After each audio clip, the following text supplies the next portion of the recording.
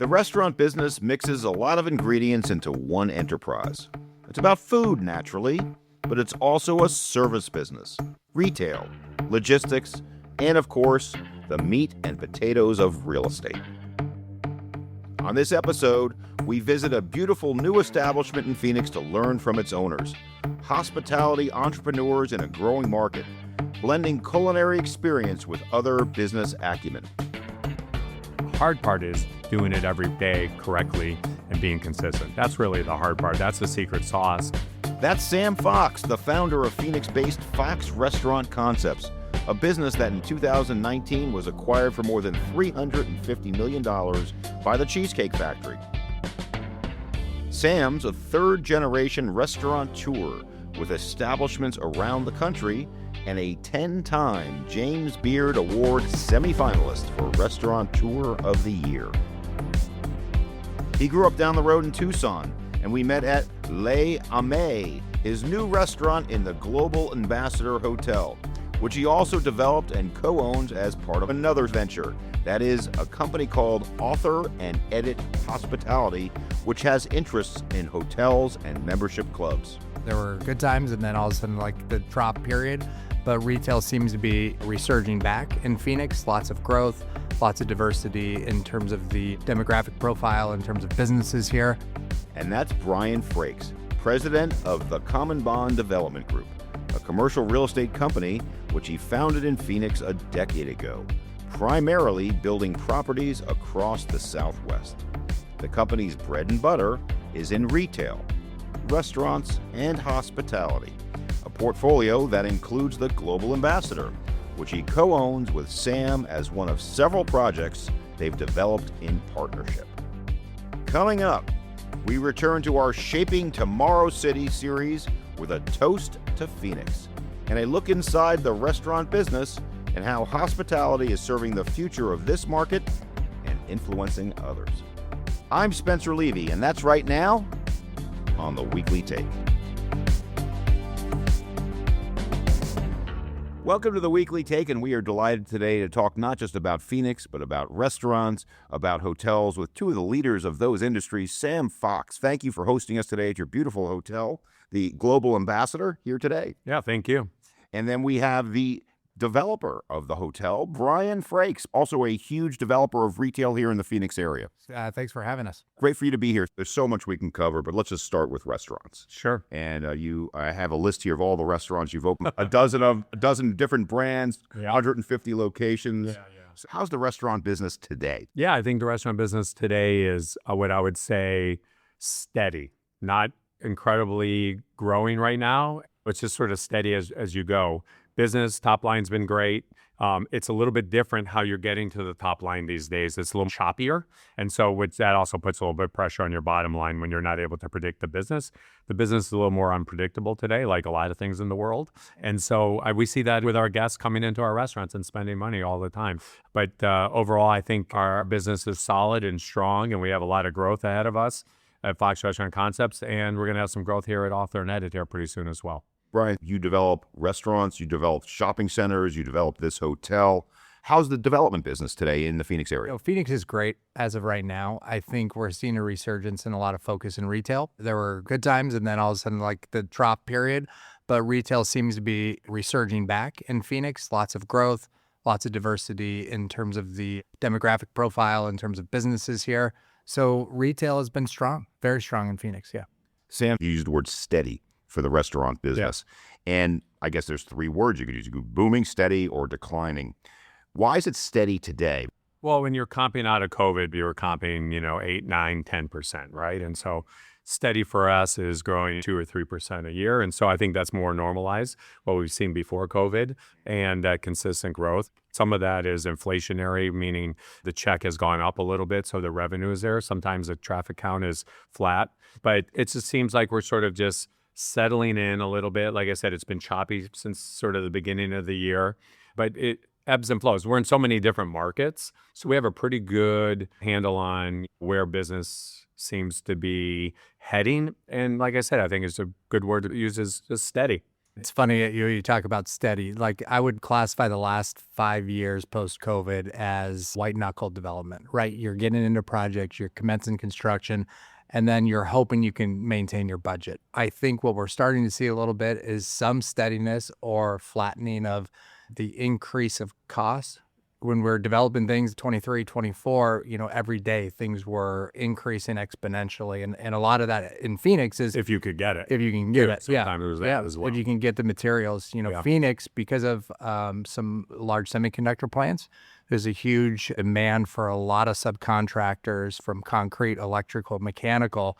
So that's left other areas within the Phoenix, Arizona market struggling to get some of those commodities and the labor, which is increasing construction costs. So lots of challenges in the development business, just maintaining budgets. So hopefully we can see some steadiness. Those semiconductor plants continue to hit the gas pedal in this market. Some other projects are falling off a little bit. They're, industrial is not as hot, multifamily is not as hot. So that labor pool and those materials are starting to kind of settle down in the market a little bit.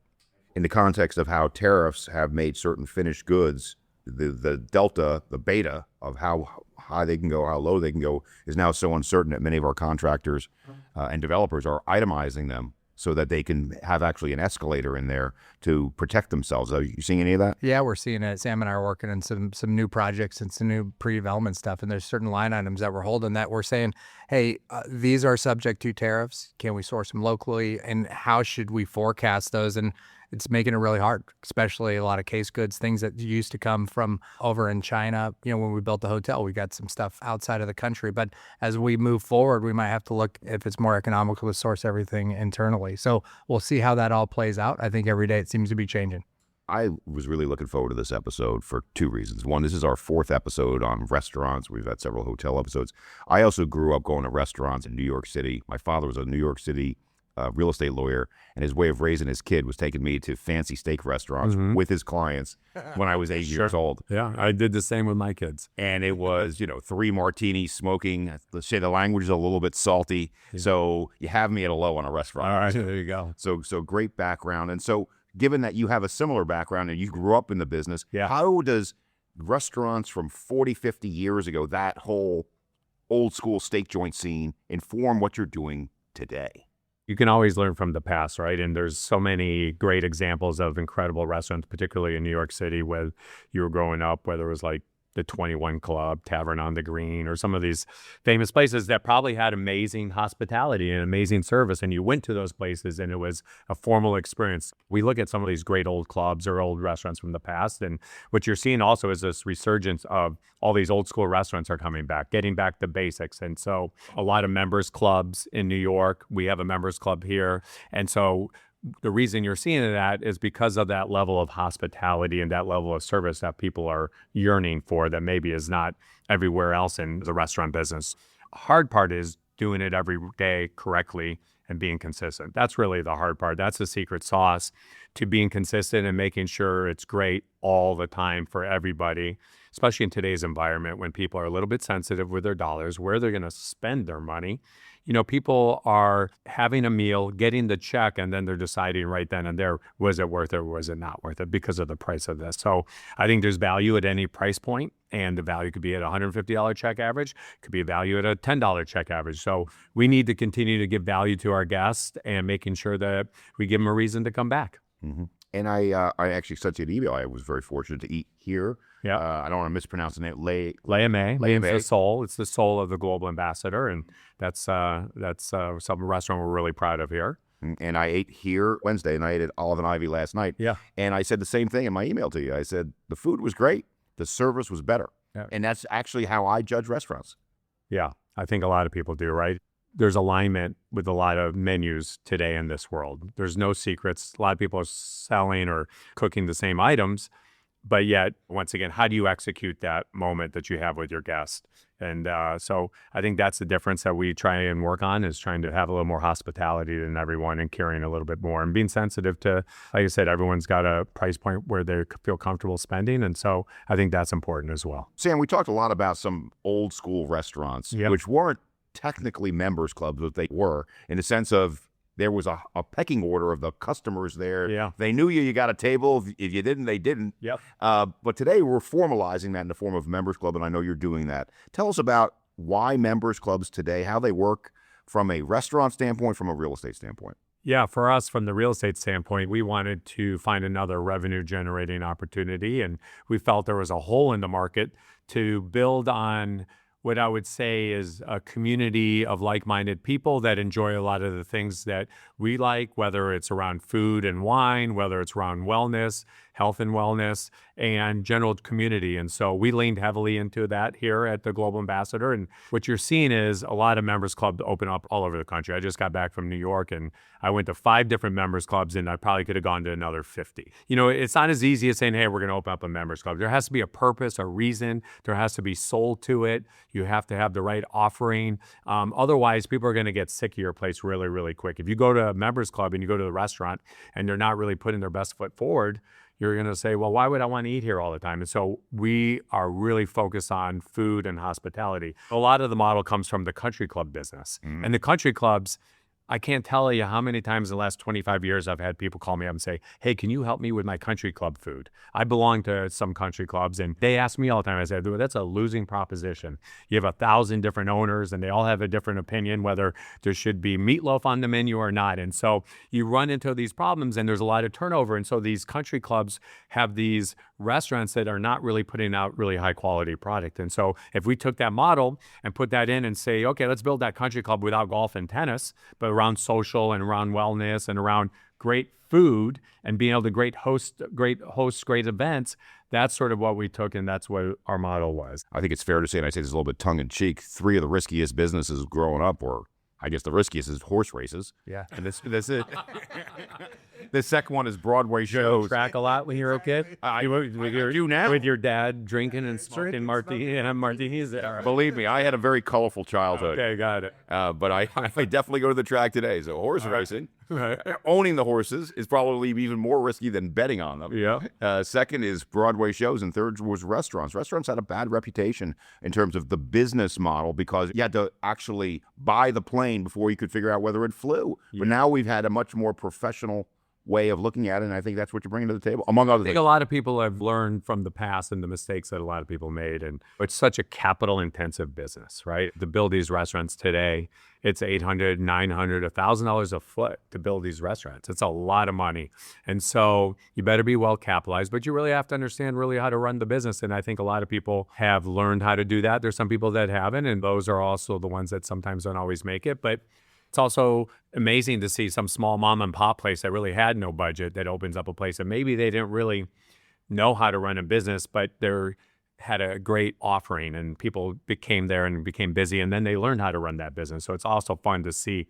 all these small little independents grow into some better and bigger restaurants. And on that point, looking at your 12 plus brands you have here, were all of these conceived by you, Sam? Yeah. And then you started at one and went to more? I mean, just tell me the evolution of... Yeah, the evolution, we never really started out to open up more than one of anything. And so when we got our start in Tucson and then when we came up here, it was really, we opened up a restaurant and a developer would come to us and say, hey, we got this great piece of real estate and it's a half a mile away. We'd love for you to do something. I'm like, well, I have this restaurant. So I had to create a new restaurant to fit within that real estate. And so early on, the growth of the business or the growth of the different concepts was really driven by just how close all the real estate was to each other. And if you look at our portfolio, particularly in Tucson and Phoenix, everything's within, a 5-mile radius. Right. And so that was really the birth of a lot of the different brands that we have within the organization. And our goal really is always, when we always start out, it's to open up one great restaurant.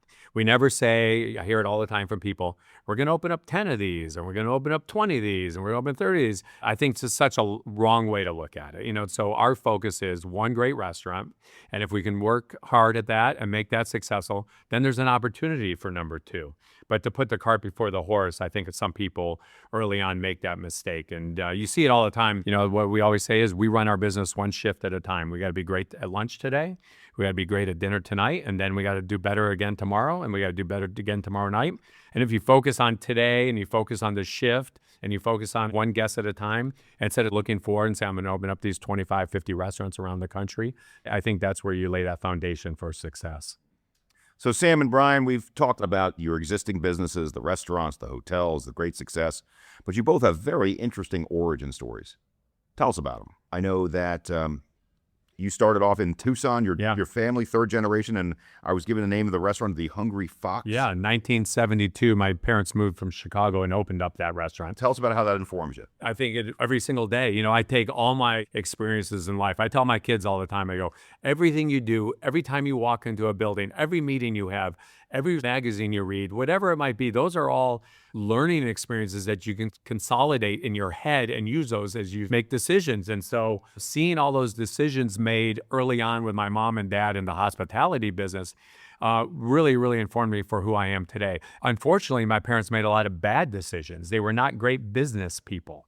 They were great with hospitality. They were pretty good with food, but they were not really good with business. And so seeing that as I grew up and seeing the struggles that they had, that really informed me on how to really want to make sure that not only did I want to focus on hospitality, and as Brian alluded to earlier, we're in the restaurant business. Those are two words. So my family was really good at restaurants and really bad at business, and I decided early on I was going to be really good at both. And that informs who I am today. And I take both those approaches and blend those together, and that's one of the reasons we're successful. Same question, Brian. You started a big corporation. You have your own. That's a bold move.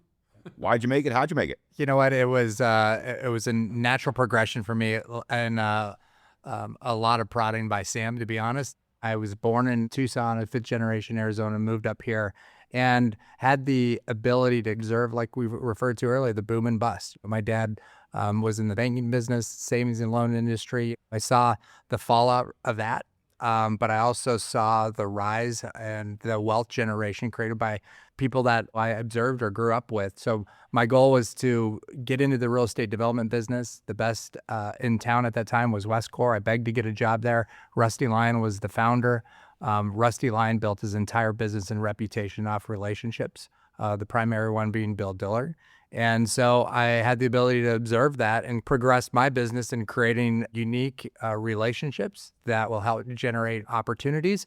And that's the nature and the name for our company, Common Bond. It's about building relationships. Restaurateurs are entrepreneurs, and we're a little crazy, and we're sort of sometimes risk adverse. And so I told Brian all those things and said, let's take some risk here. And so it was a little bit of prodding. Yeah, it was a lot of prodding, but just making that jump, and it's been amazing ever since. So, Brian, given the evolution of the restaurant business, where it started off with, I would say, mom and pop kind of management, now it's gotten much more professional management.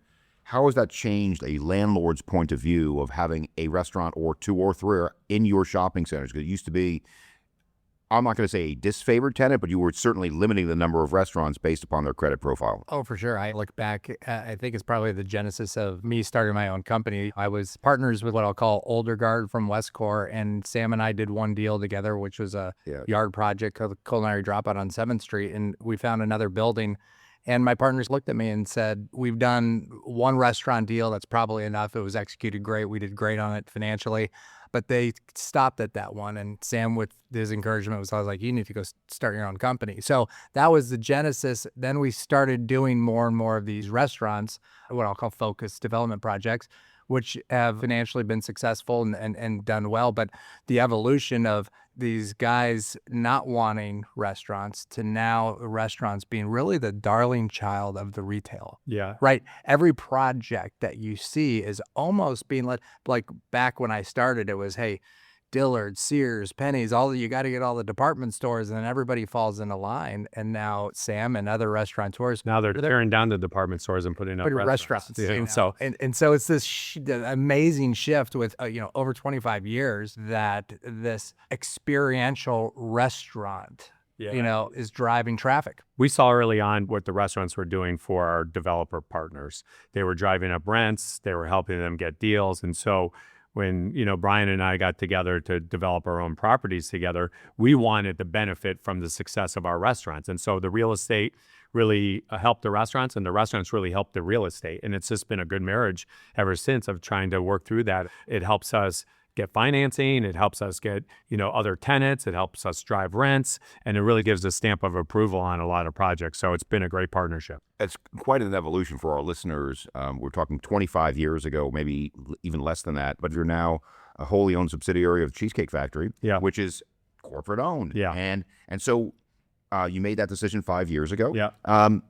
How's it going? It's going really well. They've been great partners. We've been growing a lot, and our mandate is to continue to grow.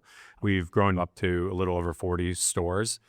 Cheesecake is running north now, and Flower Child is up to over 40 stores. And we have a siloed team that's running that business as well. And then we have the rest of the Fox Restaurant Concept restaurants that we're continuing to grow, whether it's the Henry or whether it's Culinary Dropout. And so our mandate is continue to grow and open restaurants, source real estate around the country, and continue to innovate and train and develop great future leaders for our businesses as well. And, people forget we're really in the people business. We may have these great buildings and we might have a great development, but if you don't have the right people in your business and your building, then it's really kind of a moot point. Going back to your partnership, if you don't mind going into how do you capitalize your deals and how does that work? It's different on every one of them, just like a mid-sized development company, and we built a company in silos as well. We started where it was smaller restaurant focused, some single tenant, some multi-tenant stuff, larger format neighborhood shopping center stuff, and then the evolution into the hotel business with Sam. We'll start out the smaller ones, whether it's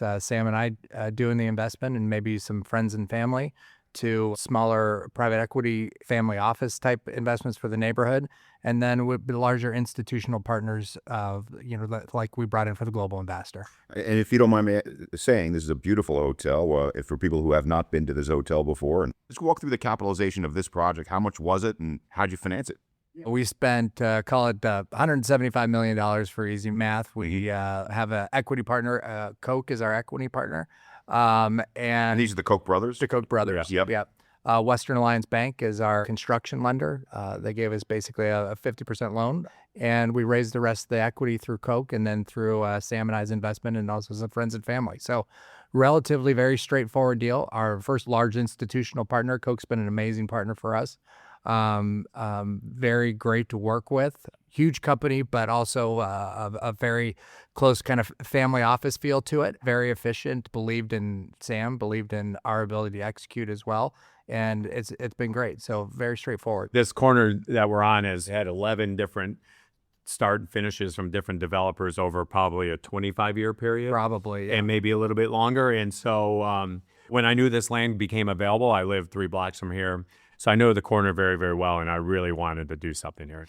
Once we got into the deal, realized quickly how expensive the land was. The land was really expensive. And so to building the project that I wanted to build, it didn't make sense based on the land price. And so kind of evolved over time. We had to go through a couple of years of some entitlements. That was also a little bit painful. I was part of that and leading that a little bit, but yet I don't consider myself a developer. So those were all new processes for me, going to neighborhoods and talking about height and density and parking and all those things. So we worked through that. Brian and I have been friends for a long time, and we're partners together. And so while Brian's never built a hotel this big, I've never built a hotel this big. And I said to him, let's do it together. We'll figure it out. And so the real kicker of all this was, COVID just happened.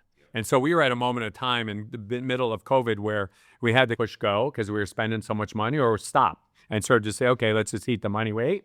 And so we pushed go. Our 2 partners really believed in us and early on, and we had to convince them that besides 141 rooms that are non-branded, that we're going to really drive more revenue with F&B in the building. We had to sell ourselves a little bit. And fast forward, we wouldn't have done anything different. I might have spent a little less money in some areas, but other than that, I'm really happy with the location, the building, the people, the concepts. Everything in here has been really right on exactly what we wanted it to be. It's been an incredible learning experience for Brian and I, and very, very rewarding. I've been through lots of neighborhoods, entitlements, rezones, and the property needed to be rezoned. Originally, it was zoned for a very, very dense office project. Yeah, over 1 million square feet. Over 1 million square on this property. So, and it's just kind of a typical textbook zoning case was the ability to tell the neighbors exactly or close to what they were going to get delivered in exchange for those entitlements. The property was actually owned by Dallas Police and Fire, and it was handled by AEW's pension fund. So we all individually bought our parcels, and Sam and I, with the Coke in this entity, bought the 2.5 parcels. But then we had to tie all these other parcels here together. So it got pretty complicated from a real estate transaction standpoint. We have a parking garage that's been condominiumized, that's wrapped with multifamily units that we didn't develop, an office building next door, a single tenant office building. So it ended up And the getting Suns practice facility is right next door to us as well. How long has that been here? There's a $50 million basketball court right next to us, basically. They opened up about 6 months before us, right? Yeah. no, I would say they were open while we were under, maybe a year. Yeah, something like that. Yeah. But but it was pretty. 3 years. Yeah. You know, we were under construction for just over 2 years, and it was interesting. The construction workers really liked it when Devin Booker was driving by waving at everybody every day. So it was just a complicated transaction to get through to also build the plane while we were flying it. I think for all of our listeners, I mean, we could just talk only about how this deal came to pass. Yeah. Because you see this beautiful $175 million hotel, terrific restaurants, world-class finishes. It's that hard. It's that hard. It takes 8 years. It took that many developers, that many capital sources to come together to build something like that. Yeah. And so congratulations Thank on you. that. And Yeah. and I know and now you're going to try to do it again. Yeah, we'll figure it out. We'll see. Yes. So let me mention one of the guests we had on the show was the CEO of White Castle. And the CEO of White Castle, she was terrific. She walked in the door wearing a yellow T-shirt that said Slider Queen on it. So it started off well. But they have 100% corporate-owned properties. They only have about 350 of them. And I guess the majority of their revenues these days comes from frozen foods. But what struck me was the corporate-owned versus franchise. Yeah. Because it screams control in a good way. Yeah, I think that's a slow family growth story there, right? There's a long history there. Just built up the reputation and continue to grow one store at a time. There's obviously so many different models. You can go the franchise model, you can go the corporate model. And like you said, that family-controlled business, they wanted to own that business. They probably could continue to monetize that business. They probably could franchise if they wanted to, right? And probably make even more money. But it's, I guess, what everyone's different agenda is. What is their values? What do they want? And so it sounds like they want to hold on to that. Us as well, it was really, really important to us that we own and operate everything in the hotel. And as we own and operate, we own all the restaurants, we own the valet, we own the spa. We did not want any outside vendor working in the hotel. And for me, that's what got me excited about the hotel business. Was I was operating a restaurant inside the Hard Rock Hotel about 12 to 15 years ago, made a lot of promises by ownership there. And when we worked in there, we were our own entity. There was other restaurant entities. They outsourced the casino. They outsourced the ballet. The spa was done by somebody else. And everyone was just working in different silos for different reasons. And a lot of people were working for management fees. And I just don't know if that's really so healthy for the business. So my thesis was, we're going to own, develop it. We're going to create our own brand, and we're going to work in unison. Everybody in the building is going to be on our payroll. We're all going to get trained the same way. We're all going to be in it for best for the employees and for the guests. And by doing all that, it's a lot more seamless. Everyone knows the mission here of what we want to do. And that's one of the reasons that we're successful, by controlling that narrative from start to finish for our guests and our employees. And you know who gets that? The customer. You know who doesn't typically get it is a typical hotel developer, right? Because the easy thing is, hey, we're going to build some hotel rooms. We're going to operate those hotel rooms, and we're going to lease or do management deals with all the operators in that side of the space. And it's going to help me build this stabilized NOI that's easier to manage. But unfortunately, that NOI might have a higher failure rate because certain outlets aren't successful. And so our white paper, our thesis has been, if we can put this all under one P&L. And another point to that is in the design and what we built here. We're operators. We run our business. We know how big the kitchen should be. We know how many seats we need to do the revenue. We know we need this big a break room to make our employees happy. All those things. So my job and my goal here with my team that I hired was to give them all the tools to be successful. Take away everyone's excuses, basically, from them, and being willing to spend more money or be willing to sort of give or push or pull in some areas where people might not feel comfortable or want to take shortcuts. We didn't do any of that here. And I feel like that's really been the secret to our success. When I take a look at some of the concepts we've had on this show, we had Wonder on this show, Mark Lurie, owner of the Minnesota Timberwolves. Yeah. And what they've done is taken 20 brands, essentially put them into a common kitchen. And when I think about that, at first I thought it was a competitor of yours, but really I don't know that it is, because you're not competing with food or food delivery. You're competing with experience. What do you think? It's a transaction. Yeah. It's transactional and it serves its purpose. And there's value in what they do, but there's also value in what we do. And so are we competing? I guess we're competing against everybody because everyone's got to eat every single day, right? And so our competition is everybody, everywhere, all the time. And so that's okay. And that's what makes us better. We're in a competitive world. If you're not competing, if you're not trying to win, if you're not doing any of that, you're not going to be successful. So those things, when you see all the other businesses open up around, or there's another development that's trying to get some of the tenants Brian's trying to get across the street, we're competing. And our job is to win every single day. And so that's kind of exciting when you get to compete like that. I enjoy that. Brian and I play a lot of pickleball together, and we're never on the same team. We play against each other because we want to compete with each other every day. And our wives are like, you guys got to stop this. And I'm like, no, honey, you don't get it. This is actually good for us. It's good for us, our counseling to session. beat each other up on the pickleball court. And so, I just think, for us and for my mentality, Brian's mentality, we like to win and we like to compete. And so, none of that's easy. We recently came out with a research report called Shaping Tomorrow's Cities, which is very high on Phoenix. Yeah. Why Phoenix? Why Phoenix? I think Phoenix is, I travel around the country a lot. And for as big a city as we are compared to a lot of other cities, it's very easy to live here. It's a very easy way of life for me. That's the way I look at it. It's like everything is close by. There's a lot of cultural events. There's a lot of sports events. The weather, obviously, it's a little bit warm in the summer, but for 9 or 10 months out of the year, the weather is great. We have tourism, we have golf. And then the last 7, 8 years, the leadership, the governor has brought a lot of pro-business mentality to what things that we would have here in Phoenix and in Arizona in general. And so I think it's just a great place to live, a great place to raise your kids. And more importantly, for what I do, great place for people to visit and stay at our hotel. Yeah, I was born in Tucson and moved to Phoenix when I was little. I've been here basically my entire life.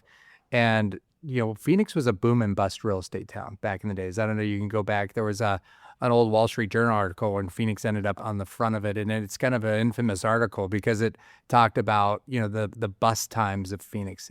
The industry in Phoenix is completely different. The demographic makeup, the people that are here, especially post-COVID, the amount of companies, wealth that have migrated either from California, different areas, the financial sector, the semiconductor sector, the healthcare sector, like that didn't exist 25 years ago. And so this base of Phoenix is continuing to get bigger and better versus just being a sunshine state where snowbirds came. It's different. And I think one of the drivers that we didn't mention, and I'll mention, is Arizona State, because Tempe is now one of the best submarkets in the country. It's incredible. Yeah. So how big is education as part of that driver for Phoenix?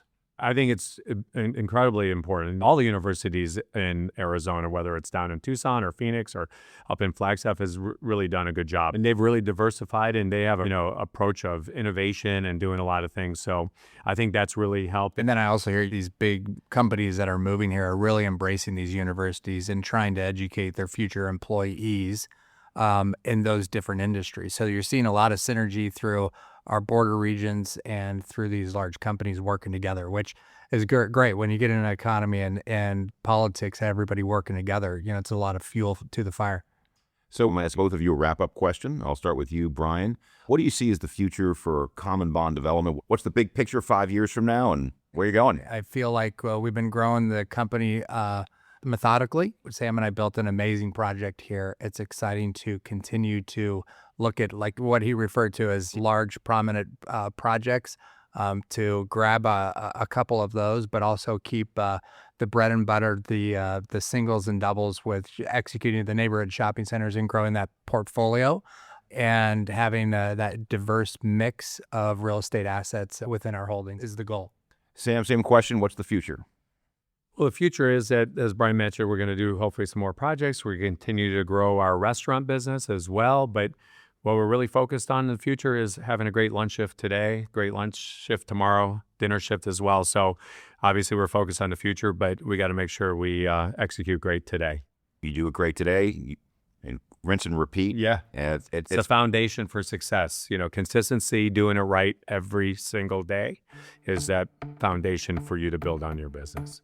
Well, on behalf of the Weekly Take, what a great conversation today with Sam Fox, founder of Fox Restaurant Concepts.